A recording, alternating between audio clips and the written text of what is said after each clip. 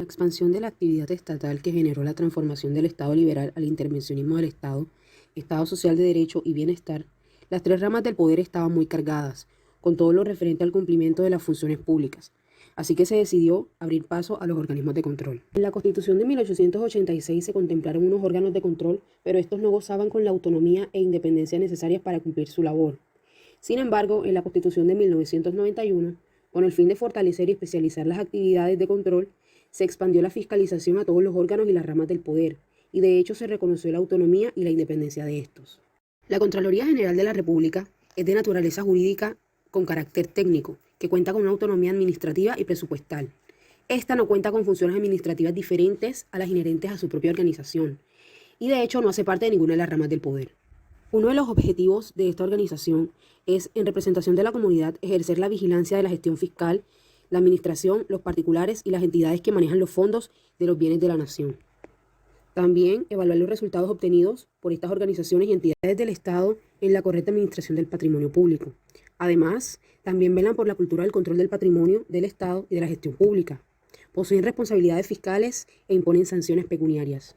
Enumerando rápidamente algunas de sus funciones, estas serían: ejercen un control de vigilancia financiera, gestión de resultados, costos ambientales, equidad y equilibrio económico, ejercen vigilancia en los procedimientos y los principios que establezca la ley y el control general de la República, generan un control posterior sobre las cuentas de cualquier entidad territorial, ejercen funciones administrativas y financieras propias de la entidad, desarrollan actividades educativas formales como capacitaciones integrales específicas a su talento humano para la mejor comprensión de la misión y los objetivos de esta Contraloría. Ejercen también de forma prevalente la coordinación de las Contralorías territoriales, la vigilancia sobre la gestión fiscal, los resultados administrativos y el manejo de los recursos nacionales. El Fondo de Bienestar Social de la Contraloría General de la República es un ente con personería jurídica, autonomía administrativa y presupuesto propio, adscrito a la Contraloría General de la República. Su objeto es contribuir a la solución de las necesidades básicas como la salud, la educación, desarrollar planes de vivienda, educación, salud, desarrollar planes de crédito de salud, educación, vivienda, para los empleados, todo esto para los empleados de la Contraloría General de la República y o su cónyuge o acompañante permanente. Además de esto, desarrolla planes de crédito para la construcción de vivienda, compra de vivienda, liberación de gravámenes hipotecarios o mejoras del inmueble de los empleados de la Contraloría General de la República. Administra sus cesantías, administra los colegios, administra el centro médico y las demás que la ley les asigne. Entre sus funciones está organizar, dirigir, administrar el reconocimiento y el pago de las cesantías de los empleados públicos de la Contraloría, además de expedir los reglamentos generales en materia de los créditos que desarrolle la conformidad con las normas legales y reglamentarias, otorgar créditos aprobados por la Junta Directiva del mismo, atender los requerimientos que en materia de vivienda formulen los empleados de la Contraloría, realizar las inversiones que le permitan servir oportunamente a los objetivos propios que garanticen la seguridad, rentabilidad y liquidez, cancelar las cesantías parciales y definitivas de los empleados, elaborar y ejecutar los programas de asistencia social para los empleados y sus familias, elaborar y ejecutar programas recreativos y culturales para estos funcionarios, establecer planes educativos que deben desarrollar el colegio para hijos de los empleados, y además de las demás que sean asignadas por la ley.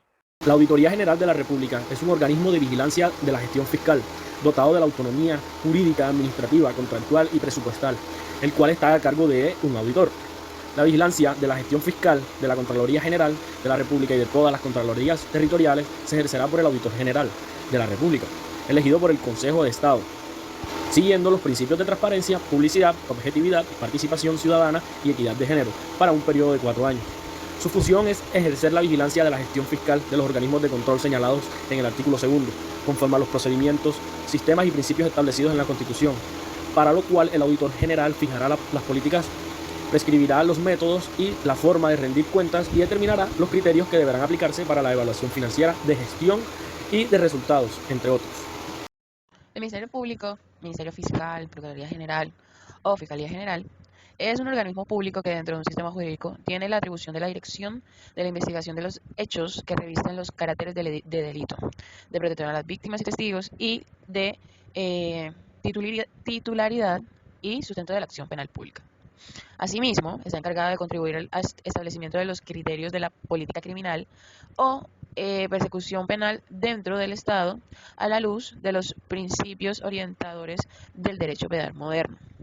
Por su calidad en el procedimiento y su vinculación con los demás intervinientes en el proceso penal, es un sujeto procesal y parte en el mismo por sustentar una posición opuesta al imputado y ejercer la acción penal, y así poseer una parcialidad que encarga a la colectividad y que exige, por tanto, que sea un fiel reflejo de la máxima probidad y virtud cívica en el ejercicio de sus atribuciones y en el cumplimiento de sus deberes. Máximo organismo del Ministerio Público. Tiene autonomía administrativa, financiera y presupuestal, y no hace parte de ninguna de las ramas del poder público, en este caso. Es una entidad con autonomía financiera y administrativa que representa a los colombianos ante el Estado y la de mayor importancia dentro del Ministerio Público. El objetivo es vigilar el cumplimiento de la Constitución, las leyes, las decisiones judiciales y los actos administrativos. También proteger los derechos humanos y asegurar su efectividad con el auxilio del defensor del pueblo, defender los intereses de la sociedad, exigir a los funcionarios públicos y a los particulares la información que considere necesaria. Y también importante obviamente, para el ejercicio de sus funciones, la Procuraduría tendrá atribuciones de policía judicial y podrá interponer las acciones que considere necesarias. Una de las tantas funciones que tiene la Procuraduría, formular las políticas generales y criterios de intervención del Ministerio Público en materia de control disciplinario, vigilancia superior con fines preventivos y actuación ante las autoridades administrativas y judiciales y centros de conciliación, promoción, protección, defensa de los derechos humanos también, obviamente, expedir el reglamento interno de la sala disciplinaria, solicitar intervenciones humanitarias a las organizaciones y organismos nacionales e internacionales responsables de la protección y defensa de los derechos humanos, coordinar y controlar el cumplimiento de las funciones disciplinarias, conocer en única instancia los procesos disciplinarios a que se refiere el artículo 72 de este decreto,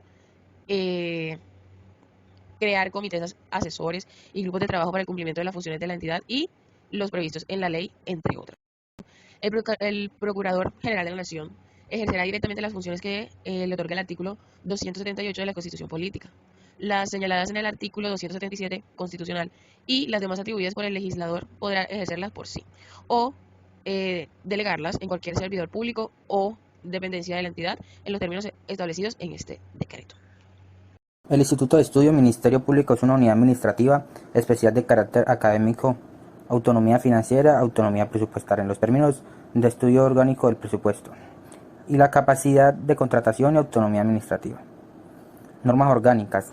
Ley 201 de 1995, julio 28, por la cual se establece la estructura y organización de la Procuraduría General de la Nación y se dictan otras disposiciones. Decreto 262 del 2000, febrero 22, por el cual se modifica la estructura y la organización de la Procuraduría General de la Nación y el Instituto de Estudios del Ministerio Público, el régimen de la competencia interna de la Procuraduría General, funciones de esta.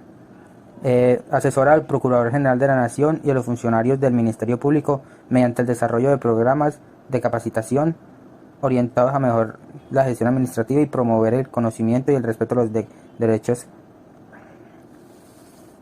Realizar estudios que tengan por objeto orientar la lucha contra la corrupción administrativa y promover la protección de los derechos humanos. La estructura del Instituto del Ministerio Público son 1. Consejo académico, 2. Dirección, División de Investigación Sociopolítica y Asuntos Socioeconómicos, División de Capacitación.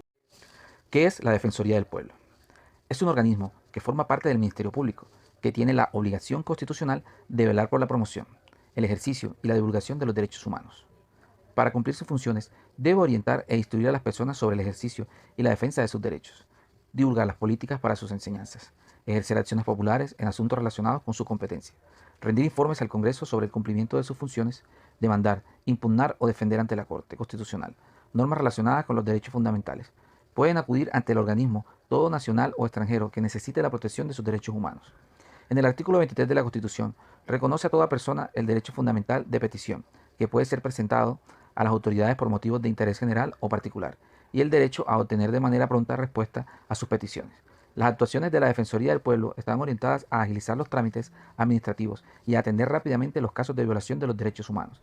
En la Defensoría no se ejercen funciones judiciales o disciplinarias en lo que se refiere a la promoción y el ejercicio de los derechos humanos. Allí se ejerce fundamentalmente un poder de crítica. El Defensor del Pueblo velará por la promoción, el ejercicio y la divulgación de los derechos humanos, para lo cual ejercerá las siguientes funciones. 1. Orientar e instruir a los habitantes del territorio nacional y a los colombianos en el exterior en el ejercicio y defensa de sus derechos ante las autoridades competentes o entidades de carácter privado. 2. Divulgar los derechos humanos y recomendar las políticas para su enseñanza. 3. Invocar el derecho de habeas corpus e interponer las acciones de tutela sin perjuicio del derecho de asiste a los interesados. 4. Organizar y dirigir la Defensoría Pública en los términos que señala la ley. 5. Interponer acciones populares en asuntos relacionados con su competencia. 6. Presentar proyectos de ley sobre materias relativas a su competencia. 7. Rendir información al Congreso sobre el cumplimiento de sus funciones. 8. Las demás que determinen la ley. Por último, cualquier ciudadano puede acudir al defensor del pueblo y solicitar su intervención, que es gratuita, para que investigue cualquier actuación de la administración pública o sus agentes presuntamente irregular. También puede intervenir de oficio en casos que lleguen a su conocimiento, aunque no se haya presentado queja sobre ellos.